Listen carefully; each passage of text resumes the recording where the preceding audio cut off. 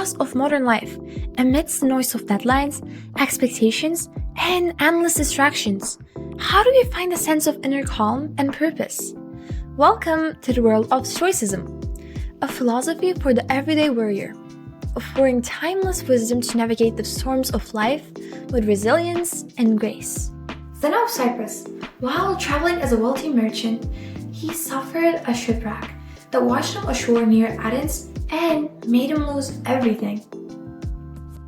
Stranded thousands of miles away from home with no possessions and money, Zeno found himself wandering into an Athenian bookstore, where he found a copy of Memorabilia. This book gave him his first taste of philosophy in the form of a description of Socrates. This chance of meeting with the bookseller turned out to be a crucial moment in Zeno's life and in philosophy. Zeno studied philosophy broadly and began educating his own students before founding his own philosophical school, bringing multiple ideas together in an attempt to find the best ways to live as human beings. He originated Stoicism, whose teachings of virtue, self-control, and tolerance have inspired generations of thinkers and leaders. As the Stoic philosopher Seneca once said, "We suffer more often in imagination than in reality." In a world filled with uncertainty, Stoicism invites us to embrace challenges as opportunities for growth, to cultivate virtues that fortify the spirit, and to find solace in the present moment. At its core, Stoicism is a philosophy that emphasizes the importance of focusing on what is within our control, accepting what is not, and cultivating virtues such as courage, wisdom, and self-discipline. Stoics believe that by aligning our thoughts and actions with reason and virtue, we can live a life of peace and fulfillment, regardless of external circumstances. Today, some people view Stoics as people that do not have emotions, people who do not have highs and lows, people who do not feel anger and rage. But the original idea of Stoicism was much more than that. Stoicism is related to the way we view and understand the world. So we can all be Stoics if only we change our point of view. The dichotomy of control. Stoics distinguish between what is within our control, our thoughts, attitude, and actions, and what is not, external events and secondary expectations.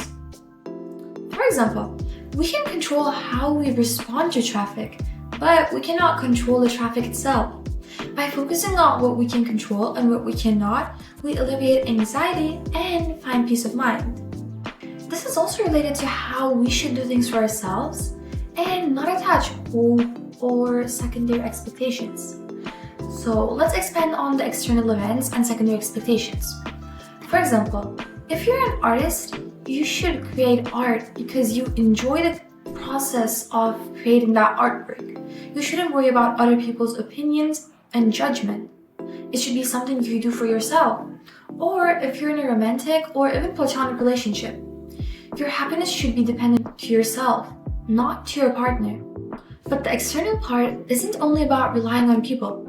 It is also about relying on objects to cope. In our modern day, most of the time when life gets hard, we try to cope with that emptiness within us with external things, like shopping or buying a new car. We do all these things for their external value, not their internal value. But Stoicism teaches that if you live this way, you give the control of your happiness to external forces that are unpredictable. And you could ignore that emptiness within you by buying the best car, let's say. But the car could get stolen, or you could get in a car crash. And at the end of the day, you're left alone with your thoughts still.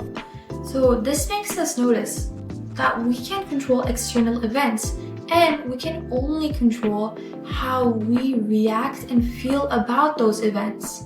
Virtue as the highest good. Stoics believe that the pursuit of virtue is the key to fulfilling life. For instance, standing up for what is right, even when it's difficult, demonstrates the virtue of courage. Not just in extraordinary circumstances, but facing daily problems with clarity. We all have the means and capacity to be courageous in our own way, every single day. The Stoic philosopher Seneca wrote, "Even to live is an act of courage." Living in accordance with nature. Stoicism teaches us to live in harmony with the natural order of the universe, embracing change and impermanence. For example, when faced with a setback like a job loss, practicing resilience and adaptability can help us navigate the situation with grace and strength. We don't get sad because bad things happen to us. We get sad because unexpected bad things happen to us. Stoicism teaches us we should expect everything bad to happen. There's an exercise in Stoicism known as voluntary discomfort. In this exercise, we put ourselves into uncomfortable situations that challenge our emotional or physical comfort zone. This could be something as simple as waking up earlier than usual, taking a cold shower, or sleeping on the floor. By putting yourself into those situations, we realize that no matter how hard life gets, we thrive if we have the correct mindset.